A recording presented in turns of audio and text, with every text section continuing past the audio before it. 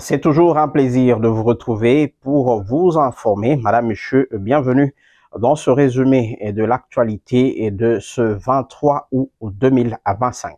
Après les États-Unis d'Amérique, plusieurs capitales appellent au respect du cessez-le-feu entre les forces armées de la République démocratique du Congo et FARDC et les rebelles de l'AFC M23. C'est le cas notamment du Royaume-Uni qui a condamné les massacres généralisés contre les civils perpétrés par les rebelles de l'AFC M23 et le meurtre commis par les ADF dans la province de l'Ituri.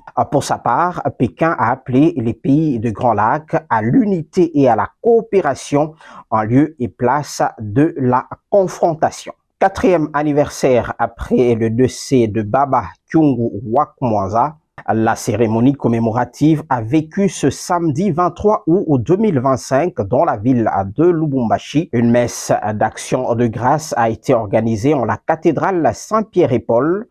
Et juste après, les participants se sont rendus au mausolée pour les dépôts de gerbes de fleurs ainsi que le recueillement. La villa Ankoro, qui fut de résidence emblématique de feu Antoine Gabriel Kyungu Wakumwanza, a été le point des chutes où tous les partis fédéralistes qui se réclament de l'idéologie de Kyungu Wakumwanza se sont retrouvés pour des témoignages et des hommages à ce leader de la politique dans le Grand Katanga ainsi que en République démocratique du Congo. Le groupement Kasongo est désormais élevé au rang de chefferie. Elle est la décision de la hiérarchie prise à Kinshasa après que cette entité ait rempli les conditions, notamment démographiques. C'est le gouverneur intérimaire du Haut-Katanga, Martin Kazembe Eshula, qui a présidé la cérémonie d'installation du grand chef Kasongo, Jean-Marie Kiembo. C'était en présence de plusieurs invités, notamment la délégation de la vice-primature de l'Intérieur,